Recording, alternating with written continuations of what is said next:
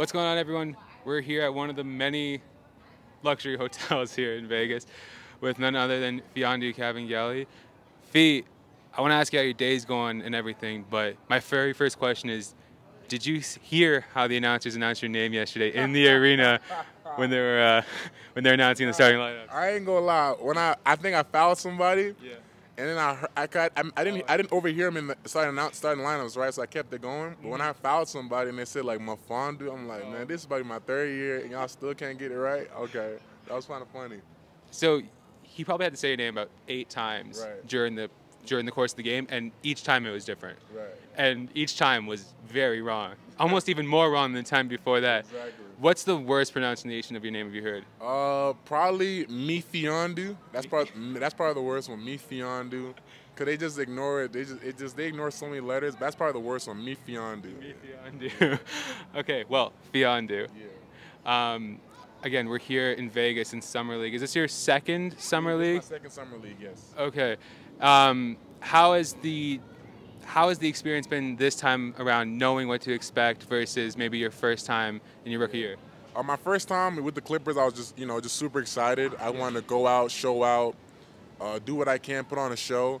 And this time, I'm more calculated. I know what to expect, what I want to show out, what I want to show to these coaches, what I can bring going into training camp. Yeah. So it's much more calculated going around this time. Right. So, talking about the Clippers, your draft night was kind of hectic. Right. How does it, from the average fan perspective, it happens all the time, multiple times per draft. Right. X team selects so and so, and then Woj tells us immediately, no, he's going somewhere else. Yeah. What's it like actually being in that position? Do you know beforehand when the pick's in that something's happening, or what was it like to live through that? So when I was sitting down in the green room, the picks were going through, and I was just sitting down, and my agent, it was right after the 26th pick with ironically the Cavaliers. He tapped my shoulder and said, "Hey, you're up next." And I got really excited. I'm like, "All right," but he didn't tell me when. He didn't tell me who. He said it's gonna be L.A. And I thought he meant Lakers. Like, no, Clippers. So I was super excited then. Yeah. So I got the Clippers, and then I saw the pick, and it said Brooklyn. He said, "Oh, Brooklyn's gonna pick for the Clippers. Yeah. They made a trade for you. They really want you." And I was just like, wow. So it kind of just happened so fast. So like my agent kind of lets you know in advance. Yeah. And you kind of before you get the hat, you kind of know what's gonna happen from that point on. Right. So, the draft process. What's something that people don't really talk about going into draft day that you thought was maybe challenging or was really cool, or that you would kind of keep your eye out for the next people coming along? I would say this: everybody's always watching. Yeah. Like when you think no one's watching, they're watching. Wherever you go, wherever you do, however you eat, how you carry yourself, they're always watching. So I remember when I was going through my workouts, these GMs will take you out to eat. Yeah. And they would just see what they're seeing is how you carry yourself when you go eat, like your habits. So, if you get a salad, you get the steak, you go crazy. And they'll tell you sometimes, like I remember one time my rookie, I forgot what team you were, Yeah. and they said they brought Joel Embiid for a dinner. And Joel got like 4 or 5 steaks, was going crazy. And they were like, he was still a talented player, but they observed that. They want to see it. So every little thing you do, they watch for it. Right. And obviously the travel is a lot. I did 11 workouts for 11 teams during pre-draft. So it was a lot. But the main thing I can tell any young guy coming up into the game is they watch everything and they do their research. What's the difference between draft versus draft workout number 1 versus draft workout number 11? The draft workout number 1, you're extremely nervous. You want to have those workouts where they promise you the next day, like, oh, you're our guy. Yeah. Draft number 11, you're almost like, all right, I'm ready to get ready for the draft because it's so exhausting because you might go from Boston to L.A. to San Antonio, to Cleveland. You never know. So number 11 is more of a relief because you finally finished all the workouts. You met every single coach. Right. And you can sit back and be like, all right, this is the best I could have done. Now it's time for draft night. Part of your draft experience is that you got to come into the league with a good friend of yours, Terrence Mann. Yep. And obviously Terrence Mann had a tremendous playoffs this year. What was it like to go through the NBA process in LA with one of your good friends? It was amazing. I remember when I got drafted, I was going through media, doing all those things, and the round 2 just started. Yeah. And Lawrence Frank called me on the phone. He's like, "How would it feel if we got your man Terrence?" And I'm like, it'd be crazy. And then he's like, okay, we'll see. And then as I'm going around the corner, I look at the screen, and it was the Clippers pick, and they picked Terrence Mann, and I was just like ecstatic. That was like, Terrence is one of my best friends that I ever met at Florida State. And to have him with me in LA, because, you know, first of all, LA is away from everyone that I know, right, all the way on the West Coast. To have somebody with me, you know, who's going through what I'm going through, is going to experience what I experienced, it helped me so much, and I'm thankful for that, for sure. You know, unfortunately, you guys had to break up. You guys are in different spots now. What have you learned since, you know, the LA move to the Cleveland move? What's something that really, I guess, helped you since then? Probably the biggest thing, I picked up a lot of things from the vets. They gave me a lot of game advice, how to carry yourself, how to be a pro, what these teams are looking for in players to help them win. But when I came to the Cavs, it was almost like a fresh restart. You know, it was a young team, guys my age, guys still figuring it out. You know, trying to win, trying to create winning culture. You know, Clippers are well established. They had a direction. They knew what they were going. So I was just kind of a soldier and following that. But over here with Cleveland, it's just a new perspective. It's fresh. It's very exciting. The energy in the locker room is great. So when I went over, the biggest shift for sure is just the energy, you know, the focus. We're trying to establish something new and different and cement something that they're a championship organization as well with the Cavs and what LeBron did. But they're trying to reestablish that with this new group. So to join the Cavs and experience that was definitely refreshing. So you get drafted to the Clippers. And if I'm not mistaken, that's the summer where everything goes down. Right. PG's coming to town. Right. Kawhi signs 5 minutes later. I guess it maybe accelerates the timeline for the team. Exactly. Was there anything that you had to pick up on the fly that you got to revisit in Cleveland? Like when I got drafted, Kawhi didn't make his decision or nothing, right? So the direction was a little different. And then once I got drafted, Kawhi, man, it kind of flipped it on his head, and it was like, all right, it's time to win now, because you have so much great talent there, so why not? And then coming to Cleveland, it was just, you know, you're trying to get in when you fit in. You're just trying to be there and help, you know. Because this team is young and they're trying to figure things out. So when I got there, my whole objective was to, how can I help this squad? You know, and we have a lot of scoring over here with DG and Colin. But my job, I wanted to go there, was rebound, you know, defend, show that I can be a versatile defender, rebound, and help in other aspects of the game. Absolutely. So, you kind of went into a really cool situation. Sorry to keep going back to LA, but you got to go into a cool situation. Doc Rivers is there, PG's there, Kawhi's there. I actually remember, I think maybe after one of the first times you got to actually run with the team, it was an IG video from the Clippers, like, "Hey, Fee, good job, man." What's it like? And also, I just watched a documentary on Doc as well. So, how, like, coming into the league to have such established people like that in your corner, what was maybe some advice, or what was a big pick-me-up that you got along the way over there? I remember, I'll probably say, when I talked to Kawhi, I asked Kawhi, I'm like, what is it that gets you to where you get to? And obviously the answer, you know, you got to work hard, do that. But he gave me a detailed example of what he does in his summer, what he eats, you know, how he carries himself, the stretching he does, the different kind of lifting he does. That's a lot of words for Kawhi. Yeah, a lot, right? Exactly. So I'm picking his brain. PG was the same way. I asked PG, I'm like, you went from, you got an MIP, you were 4th in MVP voting at OKC. You know, what were the things that you did? He's like, you have to work. It's a long grind. Like, people forget, like, these guys have been doing it for about 10, 11 years now at the highest level. Right. Like, a lot of these young guys came from college. They 1 year, did 2 years. Some of them did 4, but that's 4 years of college ball. You know, these guys have done 10 years of NBA basketball. And the level of standard at which you have to maintain that, that's what they kind of taught me about. They taught me, like, you have to stay at a certain level so you can keep making those improvements. You know, some guys get out of shape in the off season, they have to re-up and stuff. Those guys stay at a certain level the whole way through and grow. All right. So if we lose the video, it's because mist is starting to come down, and my cameras might not do well. Actually, Fee, we're gonna take 2 seconds. I'm gonna make sure everything's still rolling. Okay, we just took a quick break, make sure the cameras are all good. But I want to actually get to Cleveland now, and slightly right before you get to Cleveland, you were kind of stuck in like NBA limbo for a little bit. Can you refresh us on the timeline between? I believe you were traded from the Clippers. I can let you know. So, right, it was probably the day before the trade deadline. Yeah. You know, they sat me down and said, we're going to stay in Sacramento. And I was like, okay. You know, they were really professional about it. They let me know. I really appreciate everything they've done for me. So they just sat me down and said, we're going to see in Sacramento. So you pack all you can in your suitcase, you know, all your clothes and the necessities. You'll grab other stuff later. And then I hop on, I drove to Sacramento. Right. I was in a hotel, got to meet the team. I was there for a couple of days. And then just because of the cap situation, they had to let me go. So I was waived, and I was a free agent for about a week. And then my agent let me know about the Cavs. You know, they were really interested in me. You know, they liked me during the draft as well. So it felt like the right thing to do.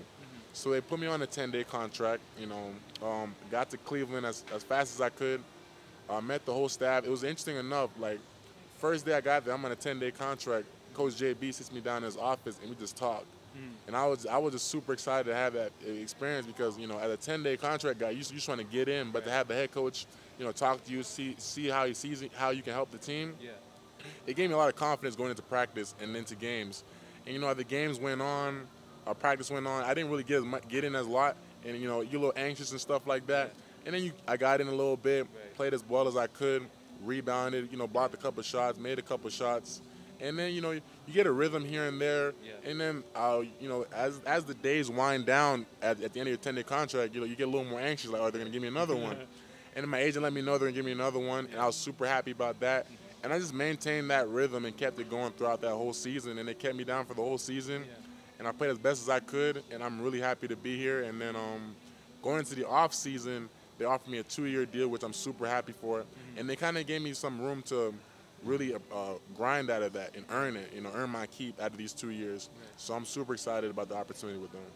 So the week downtime that you have between your release and the Cavs' interest, you have a strong head during it? Were you nervous? How do you go about that process? I mean, after you get all the text messages and the phone calls about, hey, keep your head up, you know, mama's calling you, dad, you know, coaches and everybody, it's okay, you'll get another chance. I'm like, you understood things were out of your control. That was the main thing I understood. Like, there were things that were just out of my control, and I was okay with that. I knew what kind of player I was, and, you know, it was, I mean, I kept a good, strong headspace. You know, of course, thoughts run through your mind about, you know, what's happening next. Because it was mid-season, things are moving. Teams are either going towards the playoffs, playing game, you know, or gearing towards something else. So, you know, a lot of it goes to your mind, but I kept good faith. I kept working throughout that whole week. I was lifting, getting shots up. You know, shout out to my trainers out there in Los Angeles who helped me a lot throughout that week. And they helped me, you know, help me stay busy. Because when you just sit there, you're not doing nothing, it gets a little hard. But I stayed busy. I just stayed grinding. And then the call came, and I was out.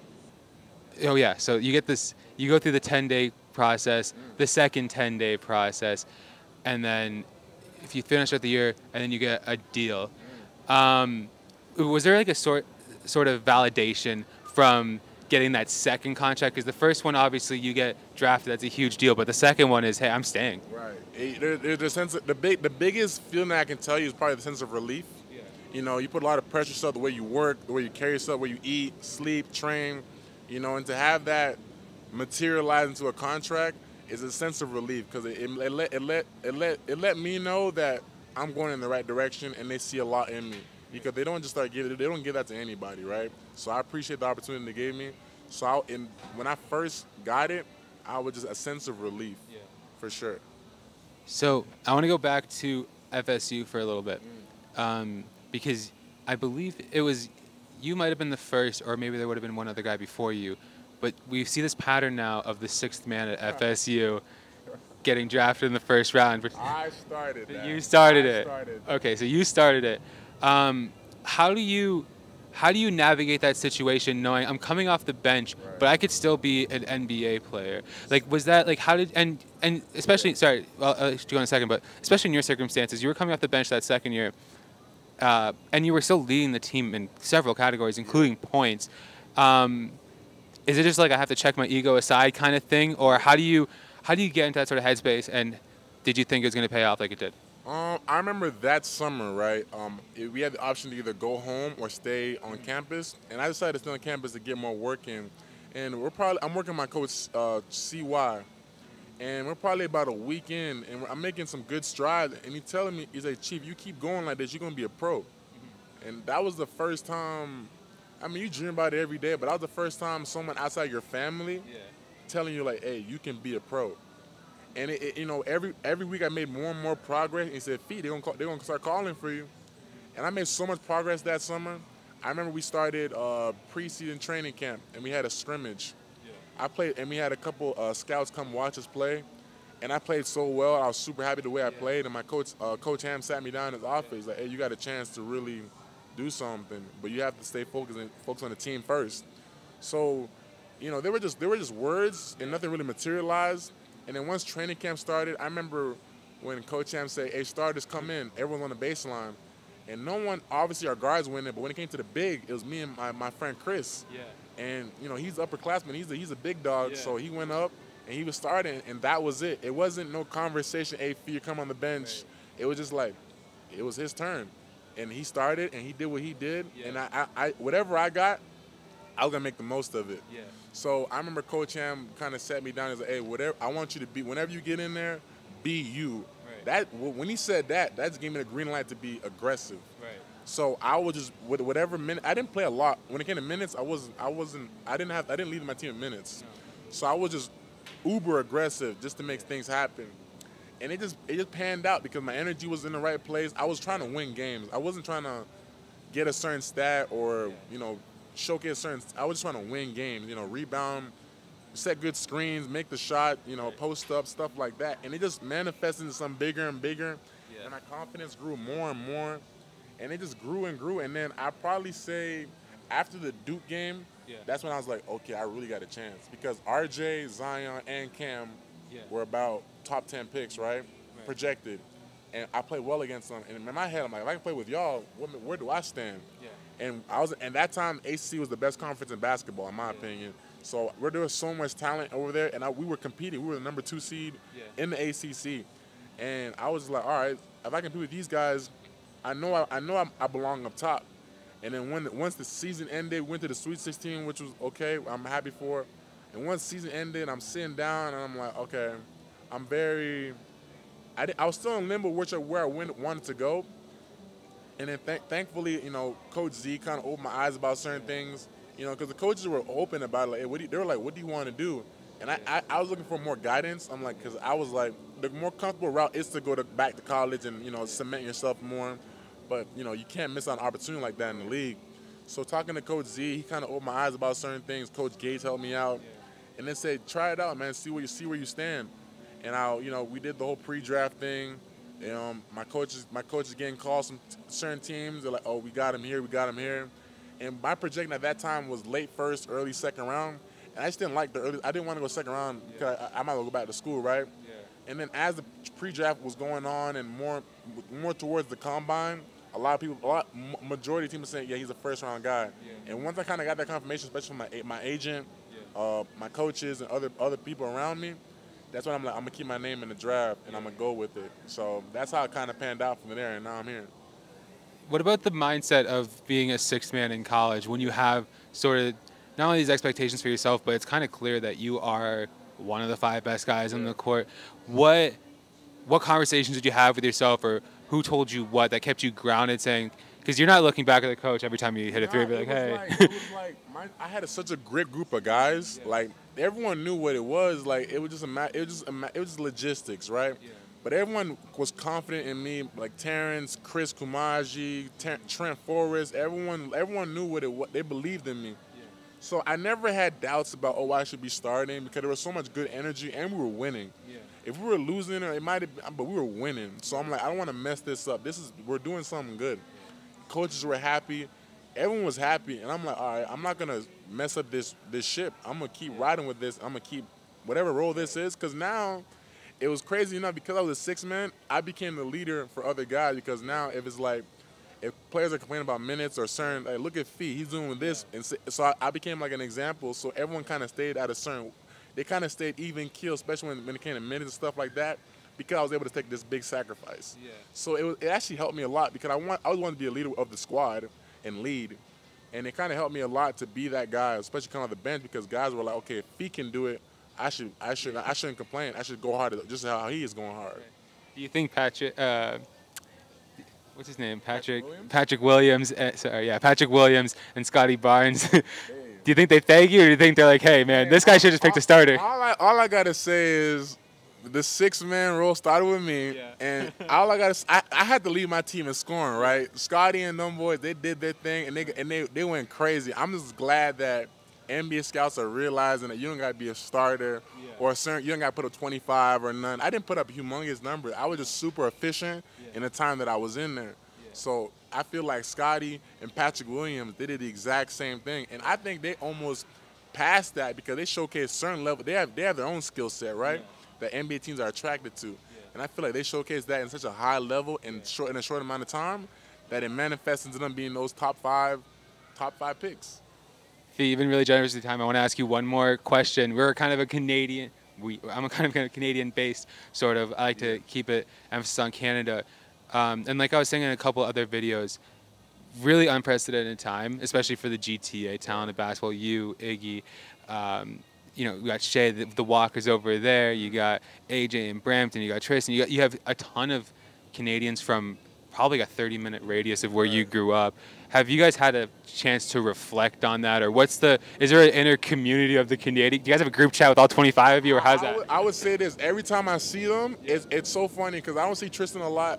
I don't see Shea a lot. I see him here, but when I see them, it's always love, and it's a mutual respect because when you're a player and you make it to the NBA and you're from Canada, every player kind of went through the same kind of barriers to get to where they are. So there's a genuine respect for each other. So every time I see them, it's always love. Tristan's always love. I remember when I saw Tristan mid-season. He was with Boston the other time. Canadian locker room, showed mad love, and I really appreciate it. So every time I see a Canadian, it's always great. You know, we don't got a group chat yet, but we're going to work on it. Also, Simi and Caleb in that mix as well. I'm trying not to forget everyone, but there's 25. You know, there's too many. You guys got to stop making the NBA. All right, Fee. Thank you so much for coming on. Really appreciate it. Mfiondu Kabengele. Peace.